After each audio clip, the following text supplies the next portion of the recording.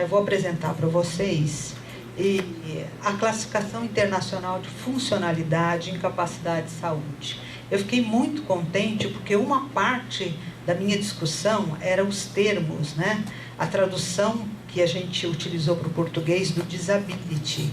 Mas, felizmente, os doutores que me antecederam usaram o termo correto, o mesmo termo que é utilizado pela classificação. Eu sei que alguns de vocês já conhecem a classificação internacional de funcionalidade, incapacidade e saúde. Mas, em respeito àqueles que não conhecem, eu vou falar literalmente desde o começo. Para começar, eu gostaria de situar a classificação dentro do que nós chamamos família de classificações internacionais da Organização Mundial da Saúde. Então, eu vou começar falando dessa família, das classificações que fazem parte das classificações de referência dentro dessa família. Algumas classificações são as classificações de referência. E depois eu vou entrar na classificação internacional de funcionalidade propriamente dita. A família de classificações da OMS, ela é formada por um conjunto de classificações que tem no eixo principal a classificação internacional de doenças, que hoje está na 10ª revisão, por isso a gente chama CID-10. É uma classificação de uso internacional, cujos códigos são usados para as estatísticas de saúde, estatísticas de mortalidade, principalmente, que são comparadas internacionalmente, e as estatísticas de morbidade. Por exemplo, para pagamento dos serviços, né, de atenção médica, no caso da morbidade. E vão fazer parte das estatísticas de mortalidade. A segunda é a classificação de referência, é a CIF, que é esse livro vermelho que está aqui. Né? Essa classificação, ela é também de referência e elas se complementam. Além dessas, tem uma outra classificação que está em teste e que é uma classificação internacional de procedimentos, de intervenções em saúde, no inglês, né? International Classification of Intervention Health Intervention. Ela ainda está em teste. E depois nós temos todo esse conjunto de classificações que vocês estão vendo, sendo um grupo de classificações derivadas das classificações de referência e outras classificações relacionadas. Aí entra a classificação de procedimentos de enfermagem, classificação de atenção primária, até a ISO entra, tá? Como classificação relacionada. Essas classificações que formam a família de classificações, elas obedecem os padrões das Nações Unidas. As Nações Unidas têm um padrão para o que se denomina chamar família de classificações. Então, elas são organizadas de acordo com esse padrão das Nações Unidas. Falando das classificações de referência, a gente tem, então, a CID, e eu pus aí a foto da próxima revisão, que é a revisão que vai ser aprovada ano que vem. Né? Ela está em fase final de teste, de produção e teste, né? Porque a gente testa e depois dá uma acertadinha. Então, a gente espera que no ano que vem a gente tenha a nova classificação, a nova revisão da classificação internacional de doenças. A CIF e a IT, né? São as 3 classificações de referência. Hoje, a gente tem as 2 mais importantes que são usadas de forma complementar. A classificação internacional de doenças, ela usa o termo, ela codifica, ela dá códigos que são os mesmos em qualquer lugar do mundo, e por isso é que ela serve, porque você usa um código e não uma palavra, um termo, né? Ela padroniza através do código as condições de saúde. E condições de saúde, na CID, é considerado um termo guarda-chuva para dizer doenças, para se referir a transtornos, lesões ou traumas. Todos esses termos estão dentro desse termo guarda-chuva, que é condições de saúde. Da mesma forma, na CIF, o termo funcionalidade é um termo guarda-chuva e ele inclui atividades e participação, assim como deficiência ou funções que não estão funcionando, né, que não estão adequadas, e estrutura, algum problema, alguma lesão numa estrutura do corpo. Então, a funcionalidade é um termo guarda-chuva utilizado pela CIF. Como disse, elas são usadas complementarmente. Então, aqui a gente tem uma condição de saúde que é codificada na CIF como uma artrite reumatoide.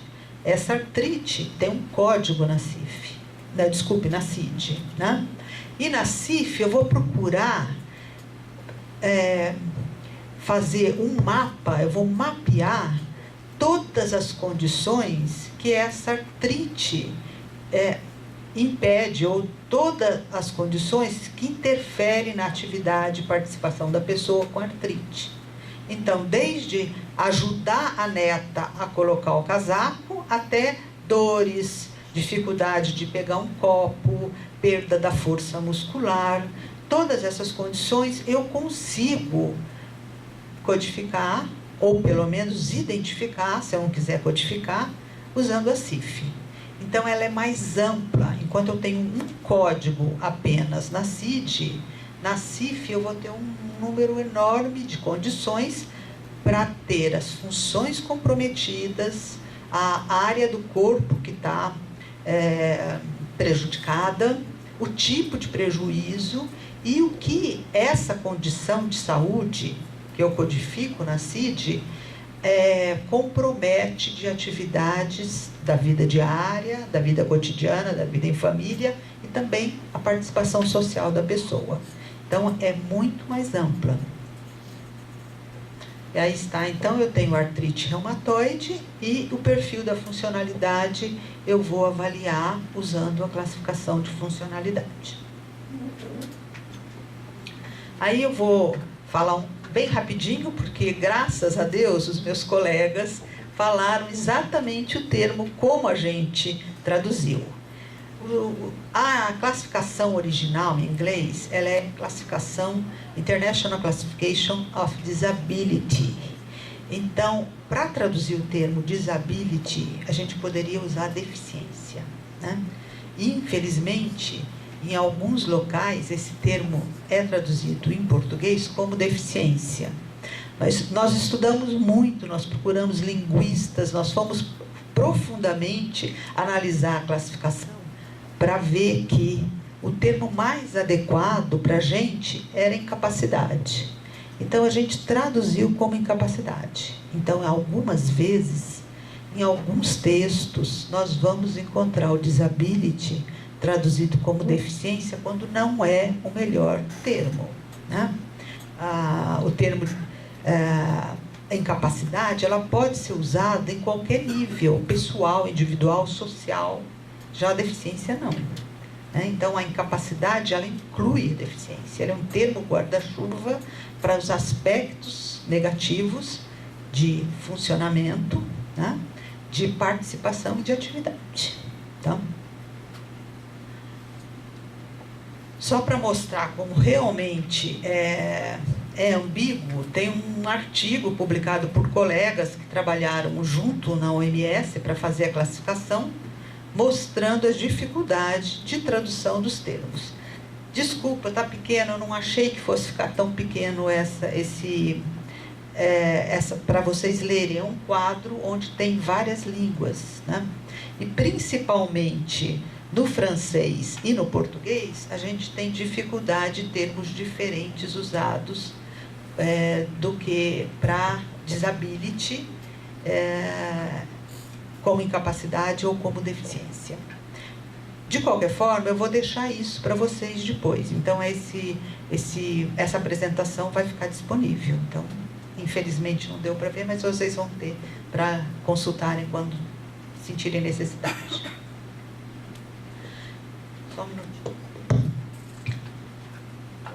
Estou sofrendo. Consigo. Obrigada.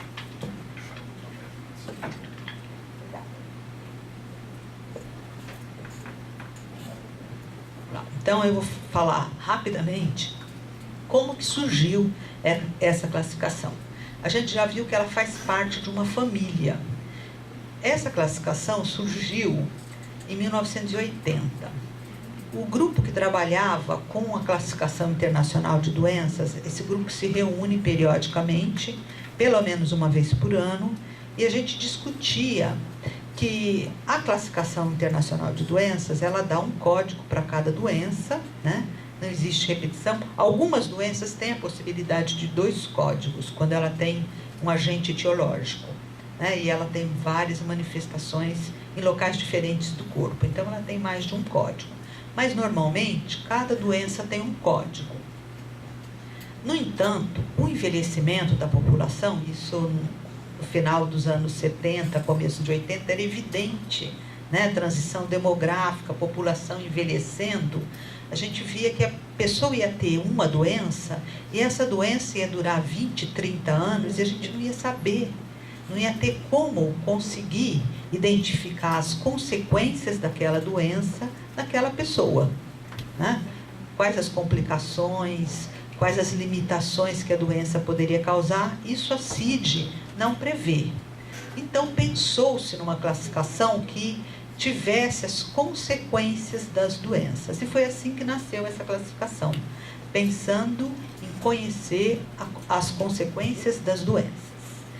Depois, nos anos 90, essa primeira classificação, que foi traduzida por Portugal, não foi traduzida aqui no Brasil, e foi chamada de CIDID, ela foi usada para testes, e na década de 90 ela sofreu uma revisão. Essa revisão, depois, foi testada em 125 países, e dessa revisão da CIDID nasceu a Classificação Internacional de Funcionalidade. Então, no ano de 2001, ela foi aprovada pela Organização Mundial da Saúde como... ela teria um outro nome, seria International Classification of Impairment, Disability and Handicap, que era até difícil de saber a diferença entre esses termos em português. Portugal nem traduziu handicap, ficou no título, mas aí, numa reunião da OMS, decidiu-se que teria que mudar o nome. E como a classificação prevê também os aspectos positivos, por exemplo, eu posso colocar o que uma pessoa que tem um problema, uma condição de saúde, o que ela consegue fazer, porque eu posso falar, não, ela não consegue fazer isso, tem tais dificuldades, mas ela consegue fazer isso. É a grandeza da classificação, é mostrar também a saúde. Então, incluiu-se no título o termo saúde. Ela foi aprovada em 2001, depois foi traduzida para o português e publicada aqui em São Paulo pelo Centro Colaborador. Então, essa é a história da onde surgiu essa classificação. O conceito que ela traz. Essa classificação tem uma grande vantagem. Ela foi feita com o auxílio da população e, inclusive, de grupos de pessoas com deficiência. Tanto que uma parte da classificação, uma parte voltada ao ambiente, os componentes contextuais do ambiente, entrou na classificação por pedido desse grupo, né? Um grupo de pessoas com deficiência. Então, a classificação, o conceito dela é que ela é um modelo conceitual para organizar, documentar informações sobre funcionalidade e sobre incapacidade. A funcionalidade e incapacidade é vista aqui além do diagnóstico clínico. Então, ela conceitua funcionalidade como uma interação dinâmica, isso que os colegas falaram agora há pouco. É uma interação dinâmica entre as condições que o indivíduo porta e o meio ambiente, as condições de contexto. Foi falado agora pelos doutores que me antecederam sobre a importância do contexto, né? Então, ela permite que você avalie o contexto, o ambiente, o que o indivíduo tem como facilitador ou apoio e o que ele tem como barreira. Então, essa é a grandeza dessa classificação. Vai além do modelo de deficiência médico, que era linear, né? Ele expande para ver uma interação dinâmica entre a pessoa com aquela condição e o seu ambiente. A classificação vê também a incapacidade de forma num contínuo, não é só presença e ausência. Eu posso medir, avaliar progressão ou regressão.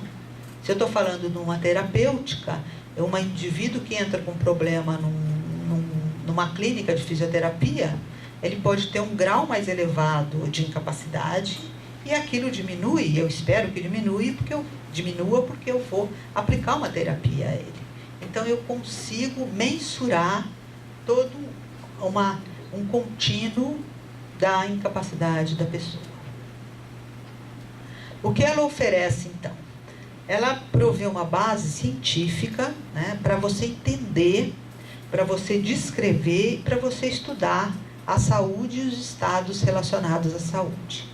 Ela te fornece uma linguagem comum para ser usada por uma equipe multidisciplinar. Então, como a gente falou, como a gente ouviu, né, é necessário uma equipe multidisciplinar, e se você estiver usando o mesmo instrumento, você está falando a mesma linguagem. Então, você pode complementar uma avaliação com vários aspectos do assistente social, do fisioterapeuta, do médico, do psicólogo, usando o mesmo instrumento.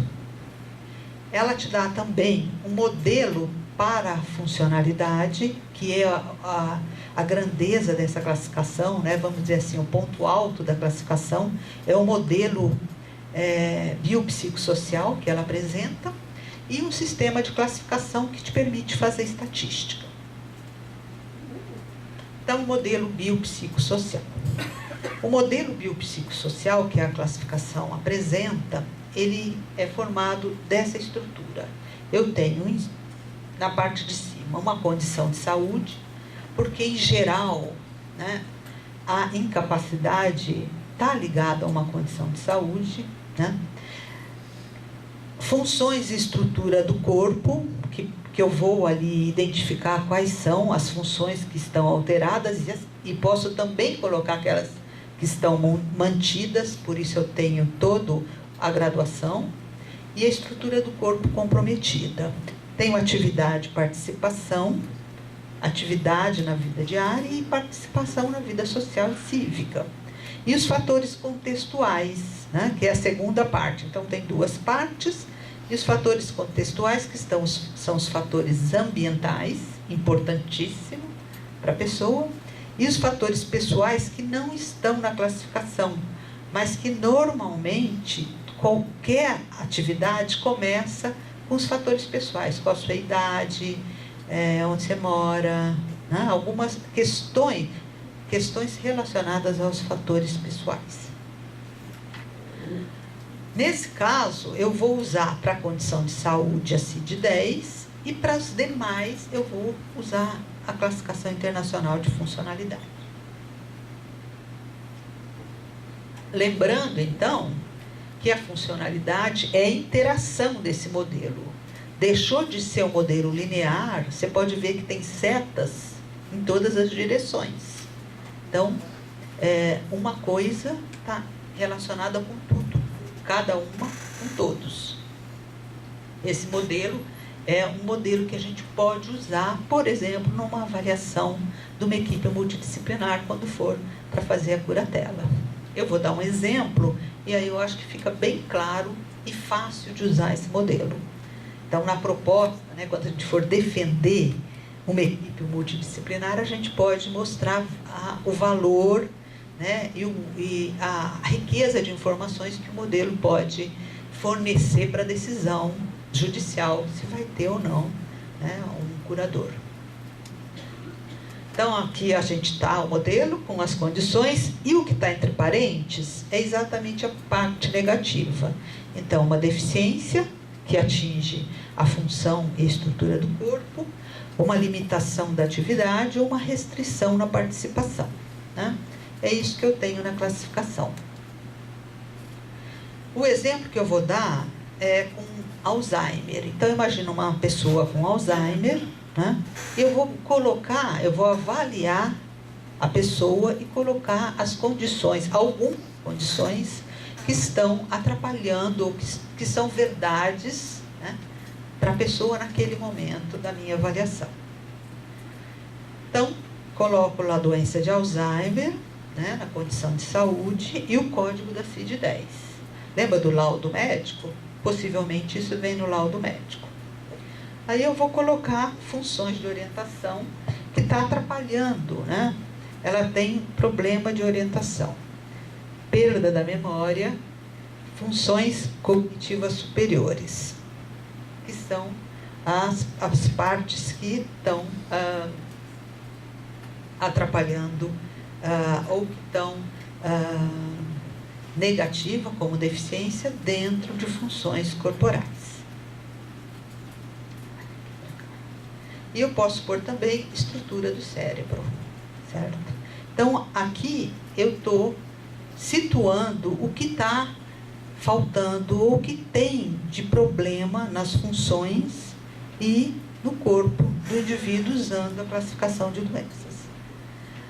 Vou colocar depois, em relação à atividade, quais são os problemas. A pessoa tem dificuldade de tomar decisão, tem dificuldade para gerenciar sua rotina, tem problema para regular a micção, os esfíncteres. Então, com isso, eu dou um quadro, né, das condições da pessoa que me permite depois avaliar quais são suas necessidades.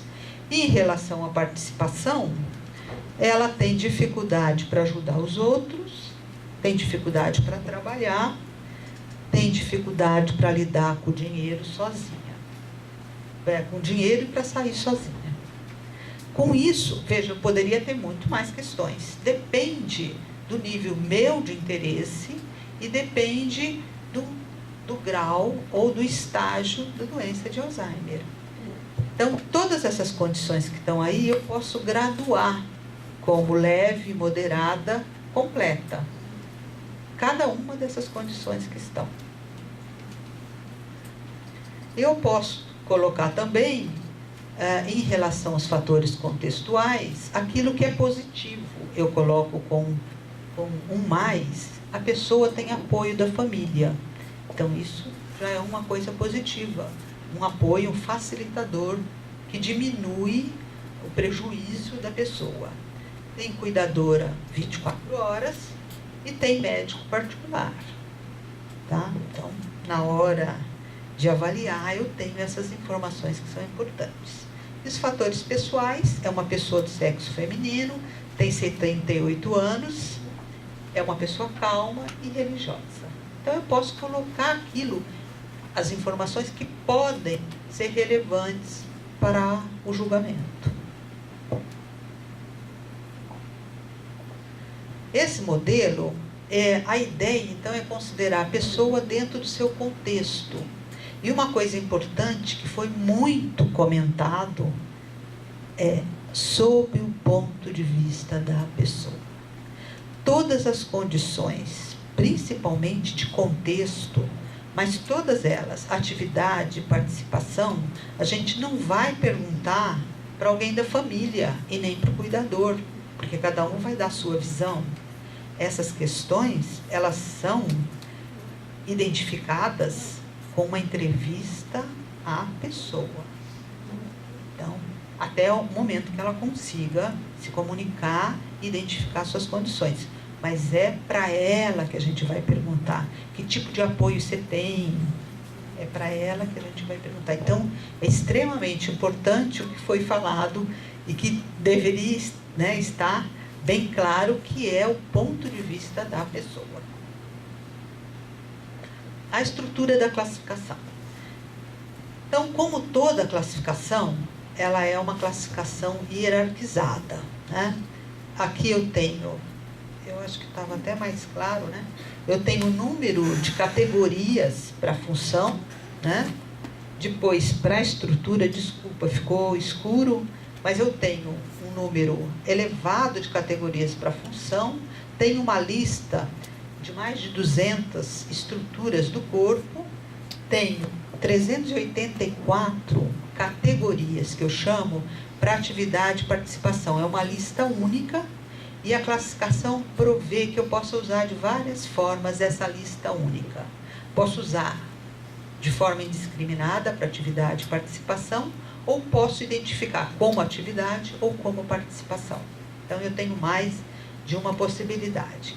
E tenho 253 fatores ambientais. Não tenho fatores pessoais, mas são características que a gente normalmente pergunta e que está em todos os prontuários médicos, de psicólogo, de fisioterapeuta, que são as características demográficas e sociais da pessoa. Então, a estrutura é uma hierarquia. Como toda classificação, ela parte do geral, hierarquizada, né? E vai se tornando mais específica, né? Vai se ramificando e tornando-se mais específica. A classificação sempre agrupa coisas similares, né? Então, eu tenho as formas geométricas iguais agrupadas, né? E essa classificação tem, então, duas partes. A primeira parte trata da funcionalidade do seu termo negativo, que é incapacidade. Está representada por funções e estrutura do corpo e a lista de atividades e participação. E a segunda parte são os fatores de contexto, os fatores contextuais, que é relacionado aos fatores ambientais, principalmente. Então, eu tenho uma lista, vou mostrar rapidamente para vocês, das coisas que contém cada uma dessas partes. Funções do corpo. Então, eu tenho 8 capítulos e ela é representada por uma letra B, que vem de Body Function. A gente não traduziu, porque senão ia perder, né, o código, a igualdade do código. Então, eu tenho 8 capítulos para todos os tipos de função, tá? Funções sensoriais, mentais, da voz, de motricidade, enfim, todos os tipos de função. 8 capítulos. Para vocês terem uma ideia, é assim que tem a classificação.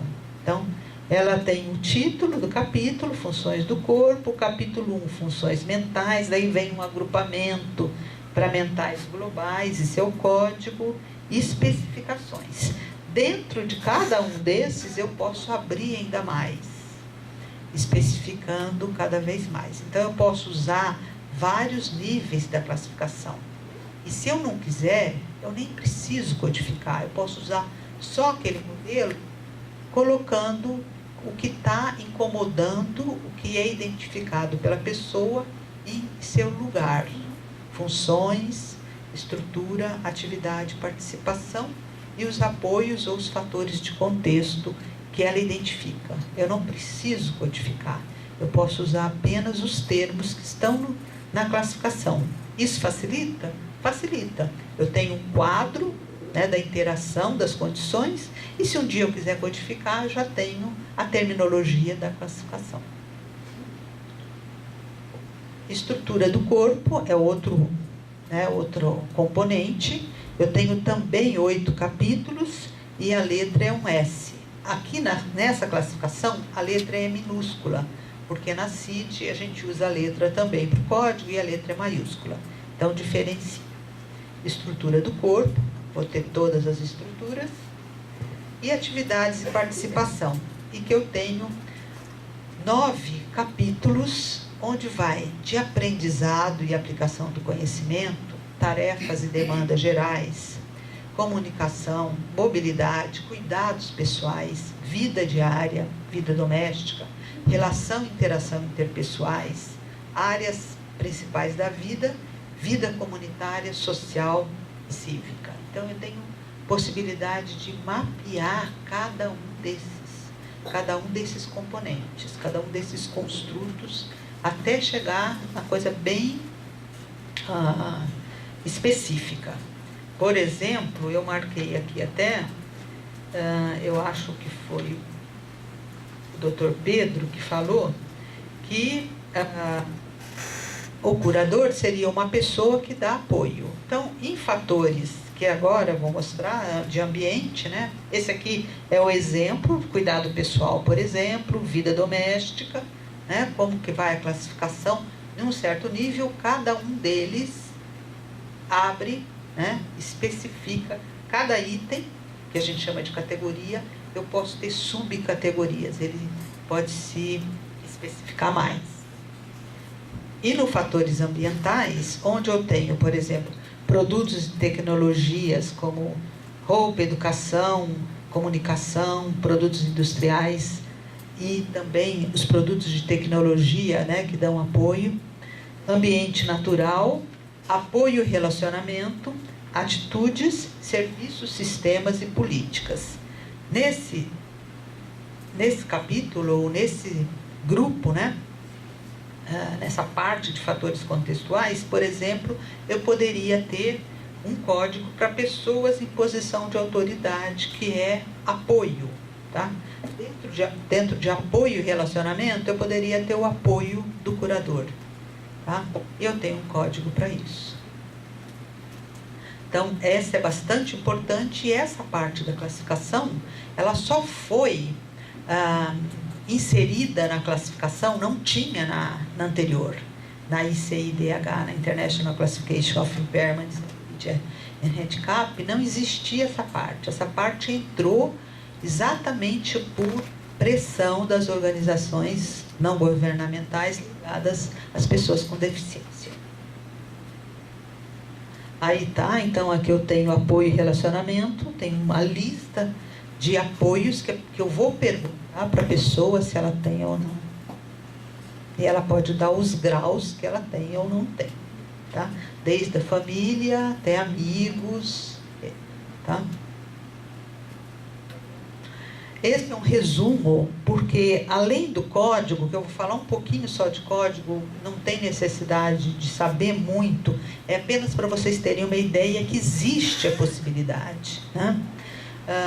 Mas aqui tem um resumo dos construtos da CID, do lado positivo, que é a funcionalidade, do lado negativo, a incapacidade, e o uso de qualificadores, que eu vou falar daqui a pouco, que são os códigos, os números que a gente usa para dar o grau de comprometimento daquela condição. Então, aqui está. Eu vou repetir um pouco, que é exatamente como que ela é estruturada. Então, ela vai do mais geral, que é as duas partes, os componentes e depois os códigos dos capítulos. E esses ainda se subdividem, e eu vou ter, então, bem específico. Eu tenho um código para uma condição, o mais específico que eu puder, está lá. Ou eu posso usar a nível de capítulo, por exemplo. Né? Não preciso chegar até o mais específico. Se eu quiser codificar, eu posso definir até que nível de codificação que eu quero usar.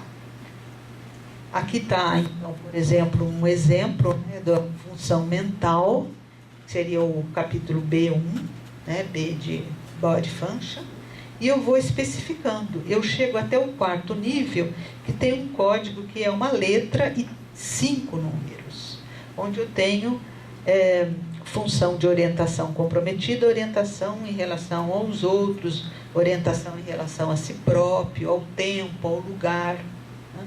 Então, eu posso entrar nesse nível de especificidade. Essa, de novo, é a granularidade, né? Como que eu vou chegar? É um triângulo invertido. Né? A base do triângulo está lá em cima, é o mais genérico. E à medida que eu chego, eu especifico mais, eu quero uma informação mais detalhada, eu vou codificando com um maior número de códigos. para falar então do codificador, eu tenho, né, o componente, que é o capítulo, os níveis e um ponto. Depois do ponto, eu tenho códigos para o que a gente chama de qualificador. Por que esse qualificador é importante se eu for codificar? Porque ele me dá o grau que aquilo está comprometido. Pode ser uma função que não tem comprometimento da função, então vai ser ponto 0. O comprometimento é leve, ponto 1. É moderado, e aí vai. O comprometimento é total, ponto 4. Então, pelo código que está depois do ponto, eu vou saber qual é o grau. Esse grau pode mudar. Então, essa é a grandeza também da classificação. Ela me possibilita avaliar um processo, não uma situação como na CID, que é uma fotografia e fica para sempre. A não ser que cure a doença. Mas doença crônica, eu vou ter aquele mesmo código para o resto da vida. Aí estão, então, o modelo, né? Eu tenho as partes e aqui embaixo, nesse quadrado, nesse retângulo amarelo, os qualificadores. Em geral, são os mesmos para a função e estrutura do corpo. Para fator ambiental, eu tenho barreira ou facilitador. E para atividade e participação, eu posso ter mais de um qualificador. Tá? Tem aqui um exemplo, né? Dificuldade leve, esse para atividade e participação. Eu posso ter um qualificador por desempenho, que é aquilo que a pessoa faz. E isso talvez seja importante para vocês na avaliação. O que ela consegue fazer no ambiente habitual dela. E o que ela faria, aí já é o qualificador de capacidade, que é o segundo número depois do ponto. O que ela faz no ambiente padrão, no ambiente modificado. Então, no ambiente modificado, ela consegue fazer mais coisa do que ela faz no ambiente dela, porque falta acessibilidade no ambiente dela. Uma coisa assim. Então, eu tenho essa possibilidade para atividade, participação. Posso até ter mais que 2 qualificadores, mas esses são os mais importantes, que a gente chama de matriz de informação. Tem os qualificadores ambientais. Eu teria o mesmo qualificador do outro lado, quando ele barreira, eu não uso nada, eu só uso ponto e 0, ponto 1, ponto 2, ponto 3 e ponto 4. E quando ele é facilitador, eu tenho um sinal de mais, para dizer que é facilitador. Aqui está também, de novo, o resumo, um quadro que resume os qualificadores com exemplo dos seus usos. Então, como eu uso os qualificadores em cada um dos componentes da CIF? Em funções, em estrutura, para atividade e participação e para fatores ambientais, que eu posso ter barreira ou facilitador. E agora eu vou falar um pouquinho dos usos da CIF. Vocês veem, eu estou passando, né, as coisas mais importantes da CIF, mas sem entrar ou sem detalhar muito, nem codificação, nem como...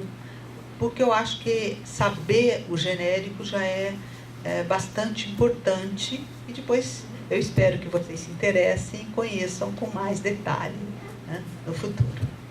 Usos da CIF. Para que a gente tenha mudança na saúde, eu preciso de boas informações. Então, eu preciso que essa informação esteja registrada. A informação registrada, ela vai tornar estatística. E a estatística vai alimentar as políticas públicas. Então, começa de um registro adequado de uma condição. E aí, sim, eu consigo poder fazer política pública adequada, porque eu estou baseada em bons dados, em dados verdadeiros. Né? Eu tenho várias opções para usar a CIF. Eu posso usar apenas o modelo, aquele que eu mostrei para vocês, aquele quadro onde eu identifico as condições e nem preciso codificar. Esse é uma forma muito fácil, mas é de pessoa a pessoa, individual. Dificilmente eu consigo juntar ou fazer estatística, a não ser que eu codifique. Então, eu posso usar a CIF diretamente do livro. Ele é um volume só, mas tem um índice no final, e eu posso codificar usando a CIF, né? Condição a condição. Eu posso ter instrumentos derivados da classificação.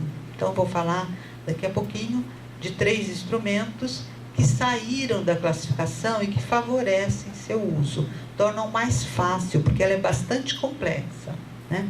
Mas, por ser complexa e por ter uma gama grande de condições, ela fica um pouco mais difícil o seu uso. Mas eu tenho instrumentos que resumem a classificação. E também eu posso usar instrumentos já relacionados com ela. Esses instrumentos, principalmente para quem trabalha na área de fisioterapia, por exemplo, eu tenho alguns instrumentos de medida usadas em fisioterapia que já estão relacionados, ou seja, já tem o código da CIF a que ele se refere no próprio instrumento. Já existe isso, né? Então, eu posso usar esse tipo de instrumento. Então, um dos instrumentos é o que a gente chama de checklist. É um resumo da classificação sem seus detalhes, apenas com as categorias, sem subcategorias, sem o detalhamento. Então, eu posso usar isso. Eu tenho em português, está disponível, né? Eu tenho listas resumidas por outros critérios. Então, eu posso fazer lista resumida para uso numa determinada área. Por exemplo, psicólogo, ou fisioterapeuta, pessoas que trabalham na área de assistente social. Eu posso fazer lista resumida para uma determinada profissão, atuação profissional. E eu tenho também os chamados core sets, que são listas resumidas já feitas de uso internacional, específicas para cada condição. Então, por exemplo, para Alzheimer, quando eu tenho o caso de Alzheimer, em vez de eu usar toda a classificação, eu posso pegar uma lista com as condições que estão mais relacionadas a pessoas que têm Alzheimer. Tem para artrite reumatoide, tenho para AVC, tenho para uma série de condições. Eu tenho essas listas resumidas que são chamadas de core sets, baseadas na condição clínica, médica que a pessoa tem. Aqui está, então, o exemplo, né, da versão toda da CIF, e a checklist, que é uma parte dela. O RUDAS é um instrumento de avaliação de deficiência da Organização Mundial da Saúde. Ele está dentro da checklist, né? Ele é um resumo também. E o core set, que é um pouquinho menor. E aí eu posso tirando listas particulares, né, de acordo com o interesse, e que peguem aquilo que interessa para determinada área ou atividade profissional. Como que ela tem sido aplicada? Ela tem servido para inquéritos nacionais sobre deficiência em vários locais do mundo, porque ela prevê até perguntas para você usar nesses inquéritos. Aqui no Brasil, ela é usada no censo. Então, existe pergunta no censo, né? E ela pergunta que nível de deficiência você tem. Então, aí eu tenho os dados, né? Alguma dificuldade, por exemplo, de deficiência visual, alguma dificuldade para enxergar, grande dificuldade, não consegue ver de modo algum. São esses os graus da pergunta. E que depois eu posso, se quiser, codificar por aqui. Ou seja, é a mesma graduação que tem na classificação com os qualificadores. Esse daí é um quadro do censo de 2010, né, com deficiência visual e auditiva. Se eu codifico, eu consigo comparar. Então, aqui eu tenho um gráfico onde eu estou comparando inquéritos, vários inquéritos. Se eu usei as mesmas perguntas, isso me permite que eu faça a mesma comparação, porque eu estou perguntando a mesma coisa, né? Então, eu posso comparar dados de inquéritos nacionais e internacionais. Eu posso comparar de vários locais. Isso é uma facilidade quando eu perguntei a mesma coisa. As avaliações feitas antes da CIF, elas mostravam que existia desde 0,5% de pessoas com deficiência numa população até 40%. Então, você não podia comparar, porque os dados eram muito díspares, né? E você ia ver, a pergunta que era muito diferente. Então, não tinha como comparar. Eu posso usar na clínica, eu posso usar, por exemplo, na minha clínica, por exemplo, de fisioterapia. O indivíduo chega, eu faço uma avaliação do indivíduo e proponho, né, atividades, ou tenho um objetivo, né, nesses 3 meses nós vamos ter que melhorar tais e tais condições daqui. E na hora que ele sai, ou depois dos 3 meses, eu vou avaliar o que diminuiu, ou qual objetivo eu consegui. Então, eu posso usar isso. Eu ponho as características da classificação na primeira coluna, os qualificadores, e avalio na entrada, e depois avalio as mesmas coisas na saída. Então, na clínica, é muito tranquilo para ser usado. Não só na fisioterapia, mas também fono, terapia ocupacional, reabilitação.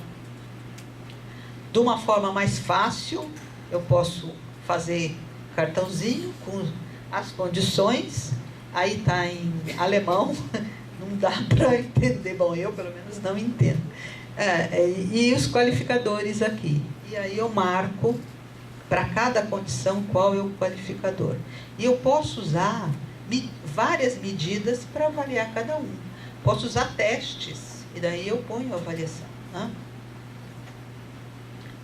Facilita a comunicação. Então, para uma equipe multidisciplinar, ela é um instrumento maravilhoso. Ela pode ser um pouco complexa, mas ela torna muito mais fácil, porque cada um tem seu papel dentro da classificação para avaliar determinado aspecto daquela condição e está falando a mesma linguagem.